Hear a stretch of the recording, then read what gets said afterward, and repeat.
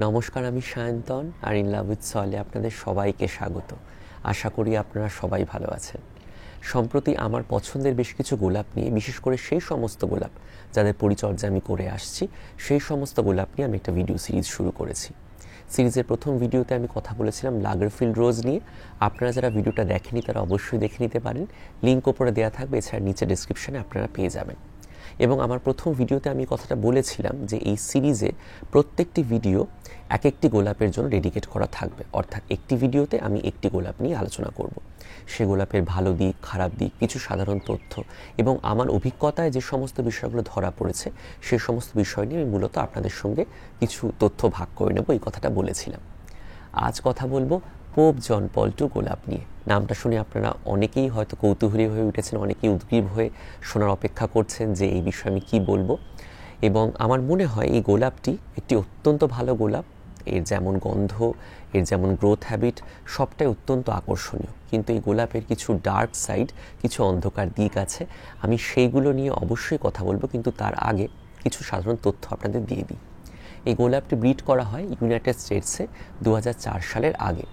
এই গোলাপটি মোটামুটি 4 থেকে 5 ফুট পর্যন্ত লম্বায় বাড়ে এবং এরা অত্যন্ত ভিগোরাস।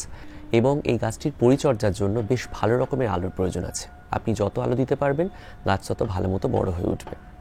এবং এই গোলাপের যে বিষয়টা নিয়ে আলাদা করে আলোচনা করাটা উচিত সেটা হচ্ছে এর গন্ধ। আমি গত বছর এই গোলাপটি এবং এর সঙ্গে আরও বেশ কিছু গোলাপ নিয়ে একটা ভিডিও করেছিলাম, সেখানে আমি গোলাপটির গন্ধ নিয়ে আলোচনা করেছি। কিন্তু যেহেতু আজ আমি এই গোলাপটি নিয়ে আলাদা করে কথা বলছি, সেই জন্য গন্ধের বিষয়টা একটু ডিটেলে না বললে আমার মনে হয় ভিডিওটা অসমাপ্ত থেকে যাবে। প্রসঙ্গত বলে রাখি, আপনারা যারা আমার আগের ভিডিওটা দেখেননি, অর্থাৎ গত বছরের ভিডিওটা দেখেননি, তারা অবশ্যই দেখে নিতে পারেন। সেখানে বেশ কিছু গোলাপ নিয়ে আলোচনা করা আছে। আমি একেবারে সাধারণ কিছু বেসিক ইনফরমেশন দিয়েছিলাম, লিঙ্ক ওপরে দেওয়া থাকবে, এছাড়া নিচে আপনারা ডিসক্রিপশানে পেয়ে যাবেন। গন্ধের প্রসঙ্গে ফিরে আসি। এই গোলাপটির মধ্যে একটা অদ্ভুত জটিল গন্ধ আছে। আপনি এই গোলাপটির গন্ধের মধ্যে বেশ কিছু নোটস পাবেন। অর্থাৎ শুরুর দিকে আপনি যেরকমভাবে গন্ধটা পেতে শুরু করবেন, যত আপনি গন্ধটার সঙ্গে পরিচিত হবেন ততই গন্ধটা আস্তে আস্তে পরিণত হতে শুরু করবে বা পরিবর্তিত হতে শুরু করবে এবং আস্তে আস্তে গন্ধের জটিলতা আরও বাড়তে শুরু করবে। বিভিন্ন রকমের গন্ধের মিশ্রণ আছে, হানি, লেমন, সাইট্রাস, সবটা মেলানো মেশানো, একটু লিচুর মতো গন্ধ মিলেমিশে আছে। কাজেই বুঝতেই পাচ্ছেন বিভিন্ন রকমের গন্ধের মিশ্রণে একটা জটিল গন্ধ তৈরি হয়েছে। কিন্তু এক কথায় বলতে গেলে গন্ধখানা অসাধারণ, খুব মিষ্টি গন্ধ, একটু পাউডারি স্মেল। কিন্তু যাই হোক, মানে গন্ধটার মধ্যে যেমন একদিকে জটিলতা আছে, পাশাপাশি কিন্তু একটা অদ্ভুত সুন্দর মাধুর্য আছে। তো সেই জন্য গন্ধটা এই গোলাপকে আর অন্যান্য প্রায় সব গোলাপ বলবো না, অনেক গোলাপের থেকে আলাদা করে রেখেছে। সেই জন্য আমার মনে হয় পোপ জন পল II এর প্রতি আমাদের অনেকের আকর্ষণ বেড়েছে, আমরা অনেকেই এই গাছটি সংগ্রহ করতে চাইছি। কিন্তু এইবারে আমি কিছু এই গাছের অন্ধকার দিকের কথা বলবো। প্রথমেই বলে রাখি, গাছটি আমি সিদ্ধান্ত নিয়েছি আমার কাছে আর রাখবো না। তার কারণ গত 1 বছর ধরে পরিচর্যা করে যা বুঝলাম, এই গাছটি পট কালচারের জন্য তৈরি করা গাছ নয়। পট কালচারের জন্য কিন্তু এই গাছটি আদর্শ নয়। আমি যখন ব্যক্তিগত অভিজ্ঞতার মধ্য দিয়ে এই বিষয়টি সম্পর্কে উপলব্ধি করছি, ঠিক সেই সময় ফেসবুকের একটি গ্রুপে আমি একটি পোস্ট পাই স্বনামধন্য রোজেরিয়ান শ্রী সঞ্জয় মুখার্জির। তো সেখানে তিনি এই গাছটির সম্পর্কে একটা সাধারণ তথ্য দিয়েছেন এবং তারপর নিচে লিখেছেন যে পট কালচারের জন্য এই গাছটি আদৌ আদর্শ নয়, বা এরকম একটা কিছু কথা তিনি ওখানে লিখেছেন। এবং যেহেতু উনি বলছেন, ভাবাই যায় না, উনি যখন এই গাছটির সম্পর্কে এরকম একটি সিদ্ধান্তে উপনীত হয়েছেন, তাহলে মানতেই হবে যে আমার উপলব্ধি খুব একটা ভুল নয়। তো তখনই আমি বুঝতে পারি যে সত্যিই তো গাছটা খুব একটা ভালো মতো তো বড় হয়ে উঠছে না আমার কাছে।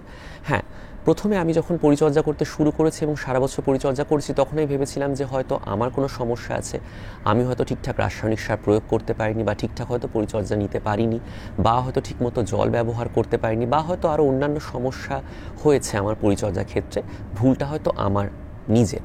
তো সেই জন্য হয়তো গাছটা ঠিক যেরকম পারফরমেন্স হওয়ার উচিত সেই রকম পারফর্ম গাছটি করতে পারেনি, হয়তো আমার পরিচর্যার অভাবে।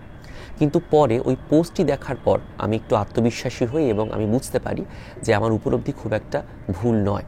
এবং আমি এর আগে যখন গত বছর গাছটি নিয়ে এসেছি, তখন আমি ওই গ্রুপের লিঙ্ক নিচে শেয়ার করব, হয়তো আপনারা অনেকেই ওই গ্রুপের সঙ্গে যুক্ত আছেন। তো সেখানে আমি এই পোপ জন পল গাছটির একটি ছবি সহ পোস্ট পাই, সেখানে আমি গাছটির গড়ন দেখে খুব একটা ভালো আমার মনে হয়নি। মানে গাছে ফুল আছে, ভালো মতো বড় হয়ে উঠেছে, কিন্তু গাছটির গড়নে সেই রকম একটা লাশ অ্যাপিল নেই। মানে চারদিক থেকে ডালে ছড়িয়ে গিয়ে সুন্দরভাবে যে একটা রাউন্ড গ্রোথ হ্যাবিট তৈরি হয় পট কালচারের গোলাপের ক্ষেত্রে, সেই রকম কিন্তু আমি গড়ন খুব একটা দেখতে পাইনি। ফলত তখন থেকে আমার একটা সন্দেহ তৈরি হয়েছিল। পাশাপাশি আমি গত বছর প্রায় 3টে গোলাপ এনেছিলাম, তার মধ্যে একটি গোলাপ বসানোর কয়েকদিনের মধ্যেই মারা গেছিল, আর 2টো গোলাপ ছিল। একটা গোলাপ তো ভালো মতো বড় হয়ে উঠছিল শীতকালে, আর আরেকটা গোলাপ কিছুতেই বাড়ছিল না। তো শীতের শেষে যখন বসন্ত এলো, যখন বেড়ে ওঠার কথা, তখন দেখলাম গাছটা আস্তে আস্তে হলদেটে হয়ে যাচ্ছে, পাতাগুলোর মধ্যে ক্লোরোসিস দেখা দিচ্ছে, এবং তখন আমি বাধ্য হয়ে গাছটা ডিসকার্ড করার সিদ্ধান্ত নিই, দুর্বল গাছটি। এবং তখন আমি গাছটিকে মাটি থেকে বার করে দেখি একেবারেই কোনো শিকড় তৈরি হয়নি। তো তখন আমি ভেবেছিলাম যে হয়তো পরিচর্যার অভাবেই এটা হয়েছে, বা আমি হয়তো ঠিকমতো পরিচর্যা করতে পারছি না। এবং আরেকটি যে গোলাপ ছিল, সেই গোলাপটি মোটামুটি বড় হয়ে উঠছিল, এবং তারপর মোটামুটি সারা বছর পরিচর্যা করি। বর্ষা আসে, গাছটি টুকটাক বাড়তে শুরু করে, নতুন ডালপালা আসে, টুকটাক ডালপালা আসে, যতটা ভিগোরাসলি ডালপালা আসার কথা বা যেরকম আমি শুনি গাছটি যেরকমভাবে বড় হয়ে ওঠার কথা, সেরকম কিন্তু ডালপালা বাড়তে দেখিনি। ইনফ্যাক্ট আমি এর গ্রাফটেড ইউনিয়ন থেকে নতুন ডালপালা যে একবারে গোড়া থেকে বেরোবে, সেই সমস্ত গ্রোথও কিন্তু আমি একটিও দেখতে পাইনি। ওই শুরু থেকে যে 2টো ডালে গাছটি এসেছিল, সেই 2টো ডালই ম্যাচিওর হয়েছে, এবং তার উপরে যা ডালপালা তৈরি হয়েছে। তো আমি ভাবলাম ঠিক আছে, কোনো অসুবিধা নেই, আরও কয়েকদিন যাক, দেখি কেমন হয়, বা শীতকাল আসুক। তো আমি শীতের অপেক্ষা করলাম। তারপর গাছটি আমি অপেক্ষাকৃত একটু বড় পটে রিপোর্ট করে দিলাম, যাতে গাছটি ভালো মতো বেড়ে ওঠার জায়গা পায় এবং ভালো মতো বড় হয়ে ওঠে। সেটা করেও দেখলাম গাছটা খুব একটা বাড়ছে না। এবং তারপর যে জিনিসটা আমি লক্ষ্য করলাম, যে গাছটিতে যখন এবছর ফুল আসতে শুরু করলো বলছি বটে, তবে একটাই মাত্র ফুল এসেছে, এবং আজকেই সকালে উঠে দেখলাম ঝরে গেছে। গন্ধের কোনো অভাব নেই, ভালো মতোই গন্ধ আমি পেয়েছি, কিন্তু ফুলের আকারটা গত বছরের ফুলের আকারের তুলনায় ছোট। এবং আমি এই গাছটির অন্যান্য ছবিও দেখেছি পট কালচারে, সেখানে দেখেছি গাছটি ম্যাচিওর হয়ে যাওয়ার পর কিন্তু ফুলের আকার যতটা বড় হওয়া কাঙ্ক্ষিত ততটা বড় কিন্তু হয় না, ফুলের আকারটা ছোট হয়ে যায়। পাপড়ির সংখ্যা হয়তো 1 থাকে। প্রসঙ্গত বলে রাখি, এর পাপড়ির সংখ্যা মোটামুটি 45 থেকে 50-এর মধ্যে ঘোরাফেরা করে, কাজে বুঝতেই পাচ্ছেন বেশ বড় মাপের গোলাপ। কিন্তু ঠিক সেই বড় মাপটি যখন গাছটি ম্যাচিওর হয়ে ফুল আনছে, তখন কিন্তু আমি লক্ষ্য করিনি, বা অ্যাটলিস্ট আমি যেখানে দেখেছিলাম সেখানে আমি লক্ষ্য করিনি। কিন্তু আমার কাছে একটা ভিডিও আসে, বা আমি সার্চ করে বার করি, সেখানে আমি দেখেছি যে ইনগ্রাউন্ড প্ল্যান্টিংয়ে একটা ছোট গাছ, এই গাছটি একদম ছোট, মোটামুটি 3 থেকে 3.5 ফিট হাইট, সেই রকম অবস্থায় মাটিতে গাছটিতে প্রচুর পরিমাণে ফুল এসছে। এখন এই বিষয়টা হতে পারে যে ইনগ্রাউন্ড প্ল্যান্টিং করার জন্য এবং অপেক্ষাকৃত মাইল্ড ক্লাইমেটে গাছটি পরিচর্যা করার জন্য হয়তো গাছটি খুব ভালো মতো বড় হয়ে উঠেছে এবং প্রচুর পরিমাণে ফুল এসেছে। আমি ভিডিও লিঙ্কটা অবশ্যই ডিসক্রিপশনে দিয়ে দেবো, আপনারা অবশ্যই ভিডিওটা একবার দেখে নিতে পারেন, তাহলে আপনাদের ধারণা হবে যে মাটিতে গাছটার সৌন্দর্য কীভাবে বিকশিত হয়। কিন্তু দুর্ভাগ্যবশত পট কালচারে কিন্তু সেই রকম আমি সৌন্দর্য গাছটি উপভোগ করতে পারিনি, এবং আমি বোধহয় একটু আগে বলছিলাম যে গাছটি আমি ডিসকার্ড করার সিদ্ধান্ত নিয়েছি, আমার কাছে আর রাখবো না, কারণ গাছটির কোনো বৃদ্ধি নেই, কোনো গ্রোথ নেই। আবার ক্লোরোসিস শুরু হয়েছে, নতুন যে শুটসগুলো বেরিয়ে এসছে সেই শুটসগুলো ভালো মতো বড় হয়ে ওঠেনি। এবং আমি জানি যে কোনো গোলাপের প্রপার গ্রোথের জন্য মোটামুটি 3 বছর সময় প্রয়োজন বা সময় দিতে হয়, কিন্তু অ্যাটলিস্ট যেটুকু বৃদ্ধি কাঙ্ক্ষিত প্রথম বছর বা দ্বিতীয় বছরে, বা অ্যাটলিস্ট প্রথম বছরের তুলনায় দ্বিতীয় বছরে যেরকম বৃদ্ধি কাঙ্ক্ষিত, সেইটুকু বৃদ্ধিও আমি এবছর পেলাম না। গত বছর এর থেকে আরও ভালো মতো গাছটি বড় হয়ে উঠেছিল, কিন্তু এবছর সেই বৃদ্ধিটুকুও নেই।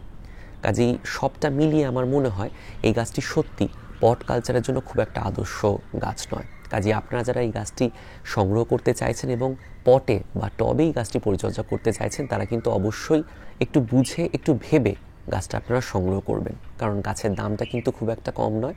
এবং গাছটি পরিচর্যা করার পর যদি আমার মতো অভিজ্ঞতা আপনাদের হয়, তাহলে আমার মনে হয় সেটা অত্যন্ত দুর্ভাগ্যজনক। মন খারাপ করবেন না, আপনারা যারা গাছটি ইতিমধ্যে সংগ্রহ করেছেন তারা পরিচর্যা করুন, নিশ্চয়ই আপনাদের গাছ ভালো মতো বড় হয়ে উঠবে। এবং আমি আশা করছি হয়তো আপনাদের গাছ খুব ভালো মতো বড় হয়ে উঠেছে ইতিমধ্যে। আপনারা আমাকে ছবি পাঠাতে পারেন গাছ কেমনভাবে বড় হয়ে উঠছে। আমার মেল আইডিতে আপনারা ছবি পাঠাতে পারেন, ফেসবুকে আমার পেজে গিয়ে আপনারা আমাকে ছবি মেসেজ করতে পারেন, আমার খুব ভালো লাগবে। আমার কাছে হয়তো গাছটা ভালো মতো বড় হয়ে উঠছে না, কিন্তু আপনারা হয়তো গাছটা খুব ভালো মতো সাফল্যের সঙ্গে পরিচর্যা করছেন, কাজেই সেই ছবি দেখলে আমারও একটু ভালো লাগবে। কাজেই অবশ্যই এই গাছটি আপনারা সংগ্রহ করতে পারেন, কিন্তু যে বিষয়গুলো বললাম সেগুলো মাথায় রেখে যদি আপনি সংগ্রহ করেন তাহলে আমার মনে হয় এই গাছটি যদি আপনার কাছে খুব ভালো মতো বড় হয়ে নাও ওঠে তাহলেও আপনার খুব একটা মন খারাপ হবে না। এবং চিন্তা করবেন না, আরও অনেক সুগন্ধি গোলাপ আছে, আপনারা সেগুলো সংগ্রহ করুন, সেগুলো পরিচর্যা করুন, আমার মনে হয় আপনাদের ভীষণ ভালো লাগবে। কেমন লাগলো এই ভিডিও অবশ্যই তা জানাতে কিন্তু ভুলবেন না, এবং যদি কোনো জিজ্ঞাসা থাকে তাহলে অবশ্যই কমেন্টের মাধ্যমে জানাবেন। এবং এই গোলাপ সম্পর্কে আপনাদের যা অভিজ্ঞতা হয়েছে, আপনারা যারা পরিচর্যা করছেন তারা অবশ্যই কমেন্টের মাধ্যমে আমাকে জানাতে পারেন, আমার খুব ভালো লাগবে। ভালো থাকবেন সবাই।